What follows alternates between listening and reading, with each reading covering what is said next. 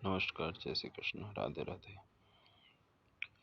ध्यान की अवस्था में, भक्ति की अवस्था में जब हम प्रयास करते हैं तो हमें अलग अलग अनुभव होते हैं।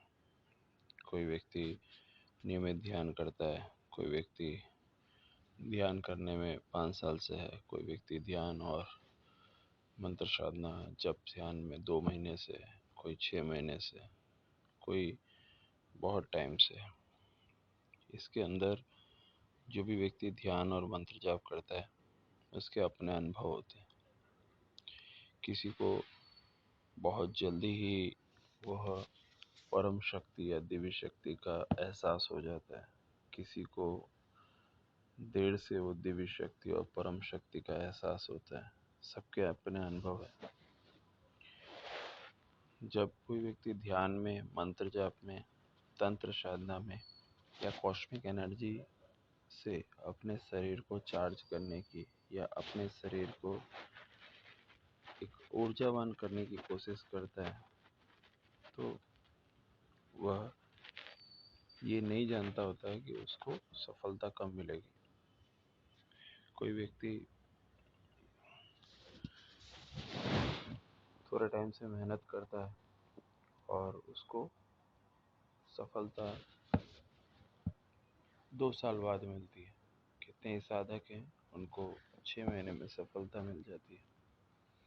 कितने ही साधक हैं जो जिनको सफलता मिलने में बहुत ज़्यादा समय लग जाता है। अब सफलता का सबके लिए जो उसका जो अर्थ है वो बहुत अलग अलग है। कोई साधक है, उनका कोई लड़का बच्चा बीमार है तो वो सोचता है कि उसके बच्चे की बीमारी ठीक हो जाए और वह उसके लिए मंत्र जाप करता है, ध्यान करता है, तंत्र साधना करता है। कुछ साधक हैं जो कर्जे में होते हैं, उनके ऊपर कोई चीज़ का कर्ज है तो वो सोचते हैं हमारा एक कर्जा दूर हो जाए। पति का कर्ज है, कोई किसी और का कर्ज है, कुछ भी चीज़ है तो वो उसके लिए मंत्र जाप करते हैं, ध्यान करते हैं, तंत्र साधना करते हैं। फिर जैसे ही वो चीज़ उनकी जब सॉल्व हो जाती है, उसमें से वो निकल जाते हैं तो उसके बाद वो साधना बंद कर देते हैं। कितने साधक हैं वो उनको किसी को सुंदर पत्नी चाहिए, उसके लिए वो साधना करते हैं। कितने साधक हैं उनको सुंदर पति चाहिए, गुणवान पति चाहिए, उसके लिए वो साधना करते हैं। जब उनको वो चीज़ की प्राप्ति हो जाती है तब वो बंद कर देते हैं। इसीलिए हर एक साधक का जो साधना करने का जो रीज़न है, तात्पर्य है, वो डिफरेंट होता है। विदाउट कोई भी, बिना कोई कारण के कोई साधना करे और ईश्वरीय प्राप्ति के लिए, भगवान की प्राप्ति के लिए कोई चीज़ करे, ऐसे बहुत कम होते हैं। हजारों लाखों में से कोई एक होगा। किसी न किसी का कोई ना कोई उसका ध्येय होता है। जैसे ध्रुव भगवान विष्णु की आराधना करते थे तो उन्होंने कहा कि भाई मेरे पिता की गोद में मेरे को नहीं बिठाया और मुझे राजा नहीं बनाया।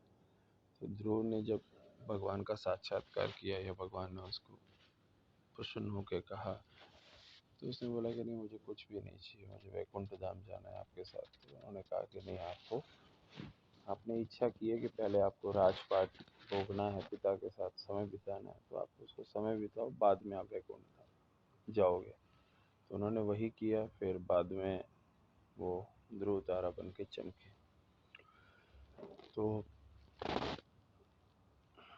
इसमें जो भी साधक होता है उसका कोई ना कोई उसमें उसके पीछे एक रीज़न होता है, एक उसके पीछे तथ्य होता है कि ये जो हम साधना कर रहे हैं किस लिए कर रहे हैं। दूसरी चीज़ की, जब कोई भी पर्सन कोई काम करता है तो उसमें उसका काम कब पूरा होगा, कब वो सफल होगा, वो उसके पूर्वजन्म के संस्कार और उसकी नियमित प्रतिदिन की दिनचर्या के ऊपर भी निर्भर करता है कि वो क्या कर रहा है, किस तरह से कर रहा है, कितना समय दे रहा है। ठीक है, अगर कोई व्यक्ति कोई चीज़ कर रहा है और उसके अंदर वो उसका दिनचर्या के अनुसार वो अपना काम के साथ ये चीज़ को इसको साथ में कर रहा है, तो उसका सफल होने का जो पॉसिबिलिटी रहेगा वो उसी अकॉर्डिंगली रहेगा। जैसे आप ये समझिए कि आप कोई चीज़ है उसको आप पूरी तरह से फुल टाइम कर रहे हैं पूरे दिन, या खाना खाने के अलावा आपको कोई समय नहीं मिल रहा है, तो आप अधिक से अधिक टाइम इसी चीज़ को कर रहे हैं। ध्यान मंत्र जाप और साधना में कितने लोग हैं उसको 10 मिनट करते हैं, पूरे दिन के दौरान 24 घंटे बिताएंगे उसमें 10 मिनट करेंगे। कितने ही लोग हैं वो 5 मिनट करते हैं, कितने ही लोग हैं वो आधा घंटा के करीब 30 मिनट करते हैं। तो आप समझिए कि फिर कोई भगवान से या उसके गुरु से या किसी से कंप्लेन करता है, ये बोलता है कि भाई मुझे सफलता नहीं मिलती। आप 24 घंटे जो चीज़ करते हैं उसके अंदर से आप 24 घंटे के अंदर से 10 मिनट आप साधना के लिए दे रहे हैं, 20 मिनट साधना के लिए दे रहे हैं, 30 मिनट साधना के लिए दे रहे हैं। तो जिस अनुपात में आप चीज़ें दे रहे हैं उसी अनुपात में आपको चीज़ें रिटर्न में मिलती हैं। जैसे आप समझिए कि आप पूरे दिन के दौरान आपने बहुत सारा इधर उधर का बात, दूसरा चीज़, नौकरी धंधा, सब चीज़ का अपने माइंड के जो दिमाग के जो बची हुई जगह है उसके अंदर आपने उसको धीरे धीरे भरा। फिर 10 मिनट आपने आध्यात्म के लिए, भगवान के लिए वो चीज़ को भरा। तो जो 10 मिनट 30 मिनट भरा, तो आपको जो सफल होने के अंदर जो आप चाहते हैं उसके अंदर जो आपको परिमाण मिलना है या जो उसको रिजल्ट मिलना है वो आपको 10 मिनट के 10 मिनट के हिसाब से ही मिलेगा। क्योंकि आपने अधिक से अधिक टाइम जो चीज़ को दिया उसकी पहले प्राथमिकता होगी। जैसे आपका एक गिलास है, गिलास में दूध भी भर दिए और पानी भी भर दीजिए, पर आप पानी भरिए, 10% पानी भरिए और 90% दूध भरिए।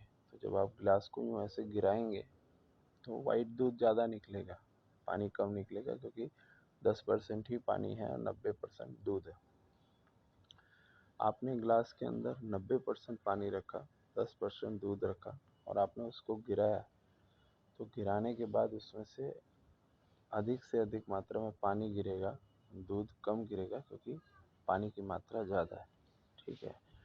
तो जब 24 घंटे जब आप सोते हैं, 8 घंटे 9 घंटे की आपकी नींद हुई, बाकी के टाइम के अंदर आपने व्यापार किया, नौकरी किया, धंधा बिजनेस किया या इतर प्रवृत्ति की, और वो सब के बाद जब 10 मिनट आपने भगवान को किया, तो आप कंप्लेन नहीं कर सकते कि मैंने 10 मिनट किया तो मुझे 6 महीने में मंत्र सिद्ध हो जाए, सिद्धि प्राप्त हो जाए, या मैं तंत्र साधना कर रहा हूँ या वो चीज़ हो जाए। एक पहले के लोग जो भी सिद्ध पुरुष हुए हैं, जो भी सिद्ध पुरुष हुए हैं जिनकी फ़ोटो को देख के हम प्रणाम करते हैं या लाइक करते हैं, हमेशा सोचते हैं कि ये सिद्ध पुरुष हैं, वो सिद्ध पुरुष ऐसे थे कि जो पूरी तरह से समर्पित होकर उन्होंने साल 2 साल 5 साल दिया होगा, तो वो सिद्ध पुरुष हैं और उनके पास ऐसी शक्तियाँ थी।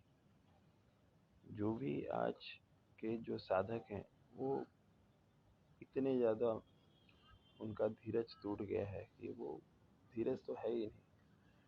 तो जब धीरज है नहीं और आप उसमें कम समय देते हैं या आपकी एकाग्रता कम है, तो आपको सफल होने की पॉसिबिलिटी में उतना समय लगेगा। ये आप उसको एक्सेप्ट करने की आप में क्षमता होनी चाहिए।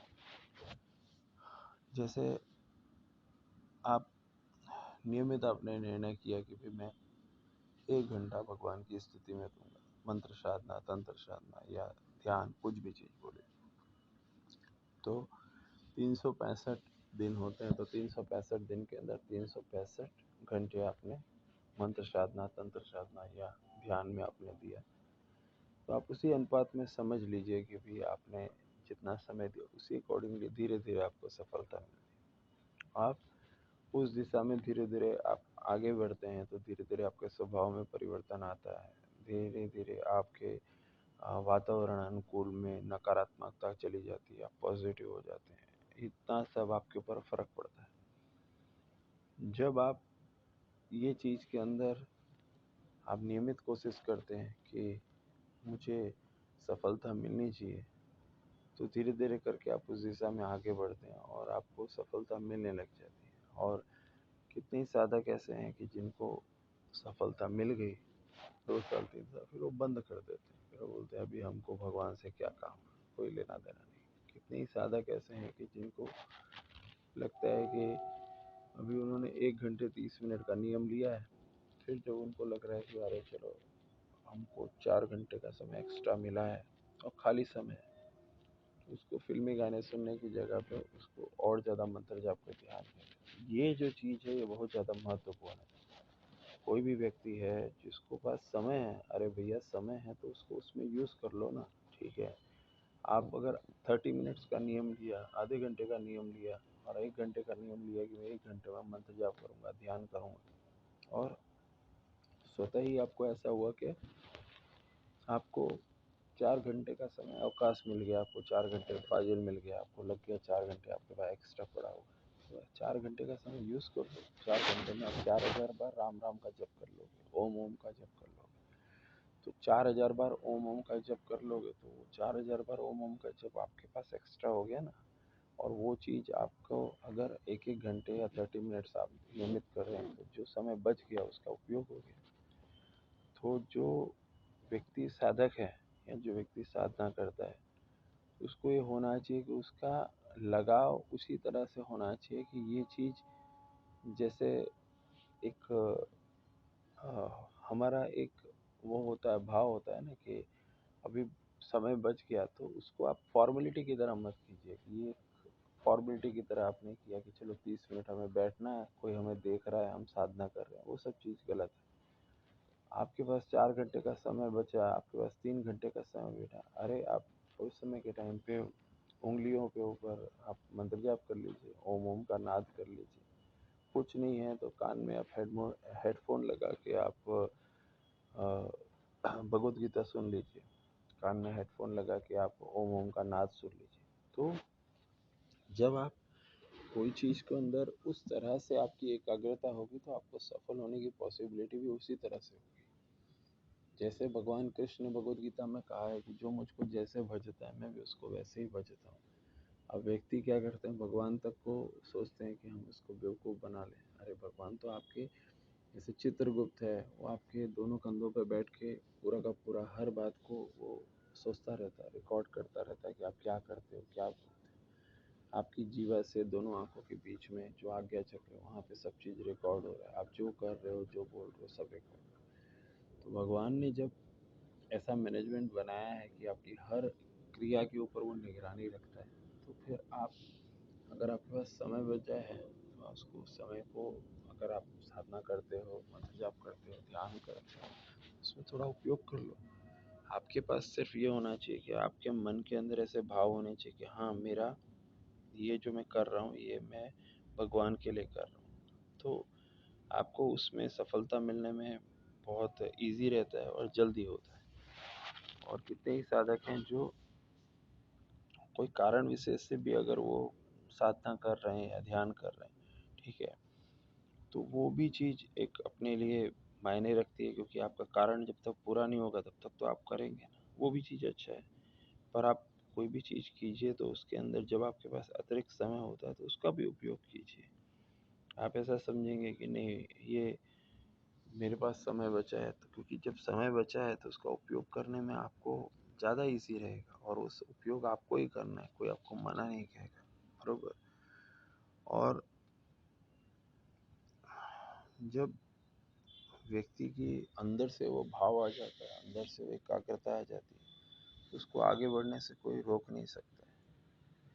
आप ये देखेंगे कि कितनी भी साधक आप देखेंगे, वृंदावन है, अयोध्या साइड चले जाइए, वृंदावन साइड चले जाइए, बनारस साइड चले जाइए, वहाँ पे कितने ही साधक लोगों को आप देखेंगे कि ऐसे ही आपको बैठे हुए दिखेंगे, ऐसे ही आपको बैठे हुए दिखेंगे, वो भगवान की साधना करते रहते हैं। वो कुछ लेवल तक 95% वो लोग सच्चे साधक हैं, क्योंकि उनको किसी से कोई लेना ही देना नहीं, न कोई दिखावा, न कोई किसी से कुछ। कितने ही लोग हैं वृंदावन में वैसे ही आपको हरे राम हरे कृष्ण करते हुए दिख जाएंगे। कितने ही साधक हैं अयोध्या के उधर आपको ऐसे ही दिख जाएंगे। भले उन्होंने किसी रीज़न से घर त्याग दिया, कोई भी चीज़ से कर दिया, लेकिन वो फिर भी दूसरे साधक से बहुत अच्छे हैं, क्योंकि वो लोग जो कर रहे हैं उन्होंने एक निर्णय लिया है और वो चीज़ के अंदर वो साधना कर रहे हैं।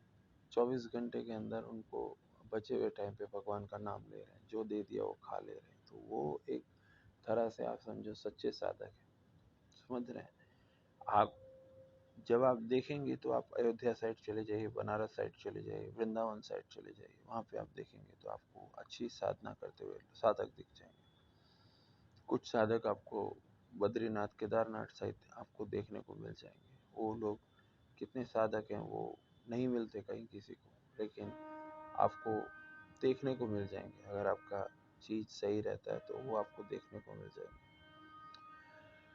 कितने ही साधक हैं वो आपको नर्मदा के तट पे, मध्य प्रदेश साइड में आपको नर्मदा के तट पे देखने को मिल जाएंगे।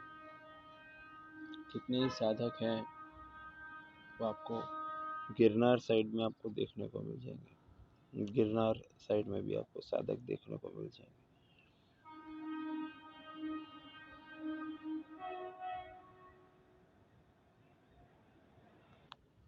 कितने ही साधक आपको कुंभ के मेले में और वो सब में दिखेंगे। वो जो साधक है ना, आप उनको बाद में आप कभी काफ़ी जो संत लोग हैं ना, उनको आप कुंभ के मेले के अलावा आप नहीं देख पाओगे। वो कहाँ चले जाते हैं किसी को नहीं मालूम है। और ये कुंभ के मेले में कोई टाइम पे वो दिखते हैं, आएंगे। उनका एक अपना अपना खुद का एक उनका टाइमिंग है। वो टाइम पे वो आते हैं, फिर आपको दिखेंगे, फिर वो कहीं चले जाएंगे। वो कहीं इधर उधर किसी शहर में भटकते हुए नहीं दिखेंगे, वो चले जाते हैं कहीं पे। कितने ही साधक ऐसे हैं जो सूक्ष्म रूप से आते हैं और आने के बाद फिर प्रकट होंगे, फिर वो दिखेंगे, फिर उसके बाद वो कहीं अदृश्य हो जाएंगे। ऐसा भी होता है। वो कुंभ के टाइम पे दिखाई देते हैं। कितने लोग शिवरात्रि के टाइम पे दिखा देते हैं। कितने ही साधक ऐसे हैं जो दिव्य रूप से, उनकी जब इच्छा होती है तब वो आ, कुछ शक्ति पीठों में, कुछ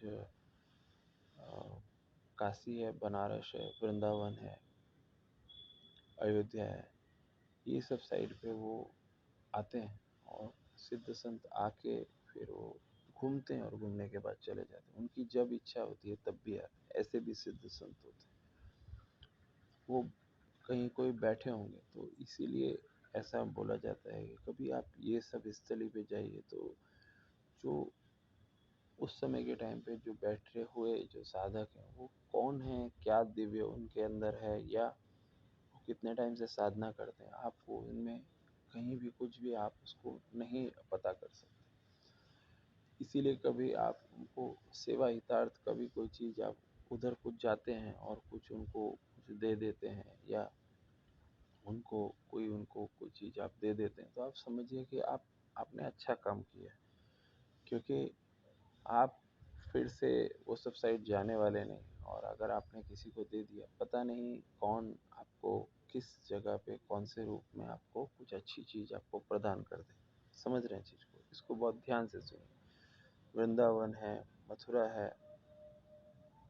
अयोध्या है, काशी है, बनारस है, गिरनार है, ये सब साइड पे कभी आप जाते हैं और कभी कोई आपको संत या साधक दिखता है। संत और साधक, जो वेशभूषा से दिखे वो भी संत है। जो साधक ठीक से वेशभूषा से दिखे, ना दिखे ठीक से, तो भी आपको लग रहा है कि उधर वो है, तो उनकी कुछ सेवा कर दीजिए। अगर आपने कुछ सेवा कर दी तो आपको नहीं मालूम कौन है, कौन सा दिव्य संत है, या कोई 20 साल से उधर साधना कर रहे हैं। कितने ही साधक हैं वो 10 साल से कर रहे हैं। जो भी व्यक्ति वहाँ पे रह के, रुक के, या कुछ साधना कर रहा है, मंत्र जाप कर रहा है, समझिए वो 99% वो अच्छे संत लोग हैं, अच्छे साधक लोग हैं। तो उनको कोई चीज़, आपने कोई सेवा कर दी, आप कोई चीज़ के लिए आप उधर जाते हुए आप उनको मिल लिए, आपने उनको प्रणाम भी कर लिया, तो आप ये समझिए कि आप अच्छा काम कर रहे हैं। आपके अगर कुछ आपसे रिलेटेड होगा तो कहीं ना कहीं आपको दिल से वो कुछ आपको आशीर्वाद मिल जाएगा, या कुछ चीज़ आपसे जुड़ जाएगी। इसीलिए कभी भी ऐसे कोई तीर्थ स्थली पे जाइए तो ये देखिए कि जो साधक लोग हैं वो कुछ कुछ अलग हैं, उनके उनके हाव भाव अलग हैं, और वो कुछ स्तर तक आप ये समझिए कि जो नॉर्मल व्यक्ति लोग दिखते हैं उससे ज़्यादा थोड़ा आगे हैं।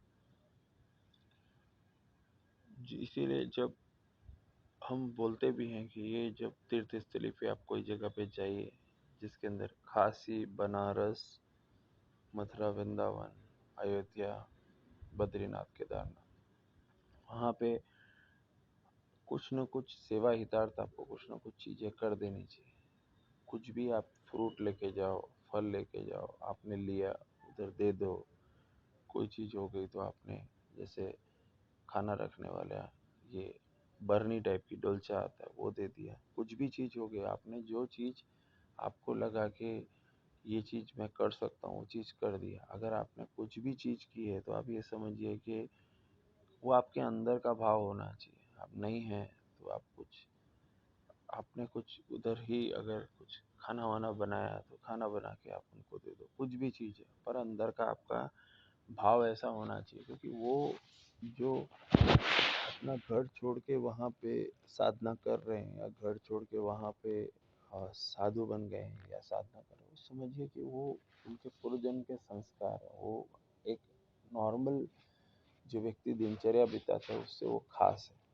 इसीलिए जो भी हमारे जो भी साधक लोग हैं या जो हमें फॉलो करते हैं या जो लोग हमसे जुड़े हैं, हम उनको भी ये रिक्वेस्ट करते हैं कि कभी भी ऐसी तीर्थ स्थली पे जाइए, कोई जगह पे जाइए या अपने आसपास भी कोई साधु संत या कोई साधक, साधु संत वो जो एकदम साधु संत बन गए हैं, और साधक वो जो उसकी पथ पे चल रहा है और आपको लग रहा है कि वो साधक है, तो उनको कुछ भी सोईतार्थ मदद कर देनी चाहिए।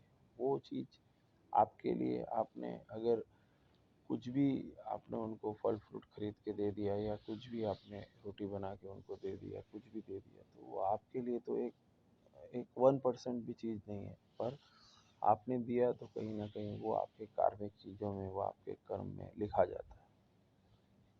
और व्यक्ति को, कोई भी व्यक्ति कुछ भी करता है तो उसके अंदर व्यक्ति के भाव जो होते हैं वो जुड़े होने चाहिए। व्यक्ति के भाव जुड़ा होगा तो मन में प्रेम एकदम से बहने लगता है, उसको लगता है कि हाँ ये चीज़ मेरे अंदर बह रही है। और जैसे जो परमात्मा है, परमात्मा भगवान वो यही सोचते हैं कि कोई भी व्यक्ति कुछ कर रहा है उसका मन एकदम साफ होना चाहिए। उसको आपके शरीर से कोई लेना देना नहीं। आप कितना तरीके के भोजन उन भगवान की मूर्ति के सामने रखते हो, उससे भगवान को कोई लेना देना नहीं। आपका मन का भाव क्लियर होना चाहिए, भाव अच्छा होना चाहिए। आपका भाव अच्छा हुआ और आपने किसी ज़रूरतमंद की मदद की तो वो आपको, वो भी उसका ही फलित होता है। इसीलिए कुंभ के मेले में और ये सब जो तीर्थ स्थली है वहाँ पे जब कभी आप जाते हैं और कोई आपको व्यक्ति दिख रहा है और जो व्यक्ति लग रहा है कि साधक है, तो जरूर उसके लिए कुछ कीजिए। वो चीज़ आप तो वहाँ से चले आएंगे, लेकिन आपने अगर कोई चीज़ कर दी तो वो आपके कार्मिक रिकॉर्ड में, आपके कर्मों के रिकॉर्ड में वो लिखा जाता है। वो चीज़ आप पे लिख दी जाएगी कि आपने फला चीज़ आपने की है। दूसरा चीज़ कि कोई भी साधक है वो साधना करते हैं और उसको कोई चीज़ में सफलता नहीं मिलती है, तो नहीं मिलती है तो ये समझिए कि आपके साधना के अंदर ही कोई चीज़ कमी रही होगी। आप भगवान पे संदेह मत कीजिए या अपनी साधना की पद्धति में कंप्लेन मत कीजिए। जैसे आप कोई चीज़ कर रहे हैं लेकिन आपको, आपका मन साफ है, आपका दिल साफ है, तो आप उसमें साधना करते रहिए। लेकिन कहीं ना कहीं आपकी साधना में ही कमी होगी, इसी की वजह से आपको जो लक्ष्य है वो नहीं मिला है। आप मंत्र साधना करते हैं, तंत्र साधना करते हैं या आप ध्यान भी कर रहे हैं, तो जो आप जिस उद्देश्य से कर रहे हैं उसके अंदर अगर आपको सही गुरु मिला है और सही चीज़ आपको प्राप्ति हुई है, तो जैसे ही आपका टाइम वो आ जाएगा आपको वो चीज़ मिल जाएगी। लेकिन जब तक नहीं मिला है तो आप ये समझिए कि आपकी ध्यान साधना, मंत्र साधना, तंत्र साधना में कुछ कमी रही होगी। वो कमी को जैसे जैसे आप दूर कर देंगे वैसे वैसे आपकी सफल होने में और वो साधना या मंत्र जाप में पूरा होने में समय नहीं लगेगा। हमारे एक साधक थे, वो साधक गायत्री मंत्र का जाप कर रहे थे। गायत्री मंत्र का जाप उन्होंने 6 साल गायत्री मंत्र का जाप किया।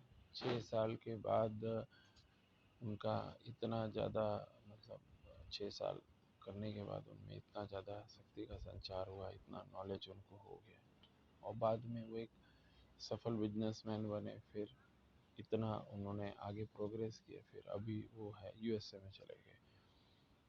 यही बात है कि कोई भी जो साधक है वो ऐसा सोचता है कि वो कुछ चीज़ कर रहा है, तो आपका एक टाइम आएगा तब आपको वो चीज़ मिल जाएगी, लेकिन आपको वो चीज़ के लिए तब तक धीरज बना के रखना पड़ेगा, और आपको उस तरह से अपना शरीर का ध्यान रख के आपको जीवित भी रहना पड़ेगा। जैसे ही आप साधना पूरी करते हैं, तो साधना पूरी करने के साथ में आपको अच्छे कर्म करने होंगे, अपना जीवन को भी स्वस्थ बना के रखना पड़ेगा, शरीर को भी स्वस्थ बना के रखना पड़ेगा। आप साधना कर रहे हैं और कब कुछ भी खा रहे हैं और वो चीज़ कर रहे हैं, तो आपका वो शरीर एक न एक दिन आपको जवाब दे देगा, डिस्टर्ब कर देगा, क्योंकि आप खाना खुराक आपने कुछ गलत फलत खा लिया, कुछ ऐसी चीज़ें खा रहे हैं जो आपको नहीं खाना चाहिए।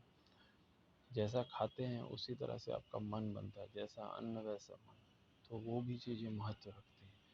आप साधना कर रहे हैं लेकिन आप नियम फॉलो नहीं कर रहे हैं। जब आप नियम से नहीं चलेंगे तो आपको कैसे सफलता मिलेगी? क्योंकि आप साधना के साथ आपका नियम भी आपको पालन करना है। नियम फॉलो करेंगे तभी आपको उसमें एक बैलेंस क्रिएट होता है, कि जैसे आपने नियम फॉलो किया, आपने मंत्र जाप किया, ध्यान किया या तंत्र साधना की, कोई भी चीज़ किया, नियम के बिना कुछ भी चीज़ नहीं है। नियम को फॉलो करना बहुत ज़रूरी है। और नियम फॉलो करते हैं, धीरे धीरे आपका जो शरीर है वह आपकी, वो जो आप मंत्र जाप कर रहे हैं, साधना कर रहे हैं, धीरे धीरे उससे उसका जुड़ाव हो जाता है। और जो भी वातावरण में सूक्ष्म संत हैं, जो भी वातावरण में दिव्य संत हैं, वो ऐसा समझ लेते हैं कि नहीं, अभी इसको इसका मंत्र जाप को सिद्ध करने का टाइम आ चुका है, या इसको ये तंत्र साधना सिद्ध करने का टाइम हो चुका है, या आपका जो मेडिटेशन ध्यान कर रहे हैं उसको सिद्ध करने का टाइम आ चुका है। ये बात बहुत इम्पोर्टेंट है, जो साधक है वही समझ सकते हैं कि एक टाइम के अंदर जो भी दिव्य संत हैं, जो भी सिद्ध संत हैं, वो ये समझ लेते हैं कि नहीं, अभी इनको ये चीज़ के अंदर अभी इसको सिद्ध करने का टाइम आ चुका है। वो उनको लग जाता है कि नहीं, ये मेरा साधक है। आप ये बिल्कुल समझिए कि जब आप साधना करते हैं, ध्यान करते हैं, तो आपके आजू बाजू दिव्य संत हैं, देवी देवता हैं, सब आपकी बातें सुन रहे हैं। आप ये समझिए कि वातावरण में यहाँ से आप 100 मीटर की रेंज में भी देखेंगे, कितने ही देवी देवता, कितने ही संत, कितने ही साधक आपकी बातें सुन रहे होते हैं। आप मंत्र जाप करते हैं, आपके बाजू में हनुमान जी बैठे हुए हैं, आपको मालूम ही नहीं होगा। आप मंत्र जाप कर रहे हैं, आप ध्यान कर रहे हैं, आपको मालूम ही नहीं है कि देवी प्रत्यक्ष रूप से आपके बातें सुन रही होंगी। आपको ध्यान नहीं होगा कि जब आप मंत्र जाप करते हैं, ध्यान करते हैं, तो लक्ष्मी जी आपके आजू बाजू बैठी होंगी। आपको ध्यान ही नहीं होगा कि जब आप मंत्र जाप करते हैं, ध्यान करते हैं, उस समय के टाइम पे माँ भैरवी आपके आजू बाजू बैठी होगी। कोई भी चीज़ के अंदर आपको कुछ भी नहीं मालूम। जब आपकी साधना पक जाती है, जैसे एक आम का फल है तो पक जाता है तो टूट के गिर जाता है, उसी तरह से जब आपकी साधना एक लेवल पे आती है, तो जो अष्ट सिद्धि नौ निधियाँ हैं, सारे देवी देवता हैं, उनको मालूम है, सूक्ष्म संतों को मालूम है, उनको मालूम है कि ये साधक है, ये बहुत अच्छा साधना कर रहा है। वो तुरंत आपको सपोर्ट करते हैं, वो तुरंत आपके आजू बाजू आपको सपोर्ट करके आपको एक स्टेप आगे बढ़ाते हैं कि नहीं, आपको सफल हो जाना है। समझ रहे हैं चीज़ को? ये वही समझेगा जो साधक है। क्योंकि आप जब साधना करते हैं तो आजू बाजू संत देवी देवता मौजूद ही होते हैं। ये बहुत बड़ा एक जो गूढ़ रहस्य है। बहुत सारे जो साधु संत हैं, जो दिव्य संत हैं, वो देवी देवता हैं, सब आपकी बातें सुनने के लिए बैठे रहते हैं। पर जहाँ पे आप सफल होने के करीब होते हैं, तुरंत आपको मदद करते हैं कि नहीं, ये साधक है, अब इसका मंत्र सिद्ध होने का टाइम आ चुका है।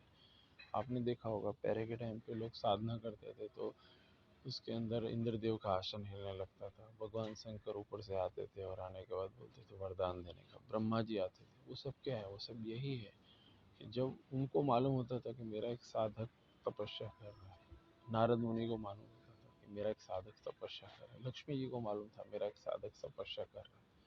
समझ रहे हैं चीज़ को? ठीक है। तो हरिश्चंद्र की तपस्या कर रहे थे, हरिश्चंद्र की परीक्षा लेने के लिए कर रहे थे, तो उस समय भी मालूम था कि भाई हरिश्चंद्र सच्चा इंसान है, उसकी भी भगवान परीक्षा ले रहे थे। तो जो परीक्षा लेने वाले लोग जब उस समय परीक्षा लेते थे, तो कलयुगी वातावरण है जिसमें तो मंत्र जाप ध्यान तंत्र साधना करने वाले लोगों की संख्या कम है। तो अभी के टाइम के भी अंदर जब आप साधना करते हैं, तपस्या करते हैं, तो वो लोग आपको सुनते होते हैं, देखते होते हैं। आप ये समझिए कि अगर कोई चीज़ है तो आपको लगेगा कि हनुमान जी वहाँ पे नहीं मौजूद है, हनुमान जी वहाँ मौजूद है, आप राम राम का जप कीजिए। आप अगर ओम ओम का जप करते हैं, शंकर भगवान वहाँ मौजूद है। आप ओम ऐम ह्रीम क्लीम चामुंडा विच्चे बोलिए, आपके आजू बाजू देवी मौजूद है, दुर्गा जी मौजूद है। जब आप विष्णु भगवान का नाम लेते हैं तो माँ लक्ष्मी मौजूद है। जब आप राम जी का नाम लेते हैं, हनुमान जी मौजूद है। जब हनुमान जी को याद करते हैं, राम जी मौजूद है। जब आप शंकर भगवान को याद करते हैं, माँ अम्बे मौजूद है। तो जब व्यक्ति कोई चीज़ का साधना करता है तो उसको ये समझना चाहिए कि आजू बाजू सब देवी देवता मौजूद है, हम उन तक नहीं पहुंच पाए, वो हमारे में कमी है। आप रास्ते में जाते हैं तो रास्ते में जाते समय आप गाड़ी आती है लेकिन गाड़ी से आप टकराते नहीं, आप बोलते हैं मैं बुद्धिमान था इसलिए बच गया। अरे भाई, वो जो तूने मंत्र जप किया, ध्यान किया, साधना किया, उसकी वजह से देवी ने धीमे से तुझे खींच लिया, जिसकी वजह से तू बच गया। और हम ऐसा सोचते हैं कि अरे मैं बुद्धिमान था इसलिए मैंने ब्रेक लगा दी। ऐसा नहीं होता। व्यक्ति जब कोई व्यापार करता है, व्यापार करने के अंदर उसको नुकसान होने से वो बच जाता है, तो बोले मैं बहुत इंटेलिजेंट था इसलिए मैंने व्यापार में उस समय उधर पैसा नहीं लगाया तो मैं बच गया। पर वो ये नहीं सोचता है कि वो जो देवी की मंत्र जाप करता था, साधना करता था, हनुमान चालीसा पढ़ता था, शंकर भगवान की उपासना करता था, वो भगवान ने तुझे एंड टाइम पे रोक दिया। वही देवी देवता होते हैं जो रोक देते हैं तुम्हारे को कि यहाँ पे पैसा मत डालो, यहाँ पे नुकसान हो जाएगा। और व्यक्ति व्यापार करने से पहले रुक जाता है। कोई भी व्यक्ति है माँ वैष्णो देवी या काफ़ी जगह पे जाता है तीर्थ स्थल पे, अचानक से गाड़ी गिरने वाली होती है, ब्रेक लगा देते हैं। तो ब्रेक जो लगाने वाली जो शक्ति होती है वो देवी देवता, भगवान शंकर, अम्बे माँ, वो सब शक्तियाँ आजू बाजू मौजूद होती है। वो आपके ब्रेक को रोक लगा देती है कि आप रुक जाओ। और व्यक्ति को ये समझना चाहिए कि जो आप मंत्र जाप करते हैं, ध्यान करते हैं, भगवान को आप जैसे भजेंगे भगवान भी आपको वैसे ही भजेंगे। इसलिए व्यक्ति को अपना मैं छोड़ के भगवान की भक्ति करनी चाहिए। जो व्यक्ति मैं छोड़ के भगवान की भक्ति करता है उसको पीछे मुड़ के नहीं देखने का होता। कोई भी व्यक्ति है जिसको हम ऐसा बोलते हैं तो व्यक्ति के अंदर से मैं जाता ही नहीं।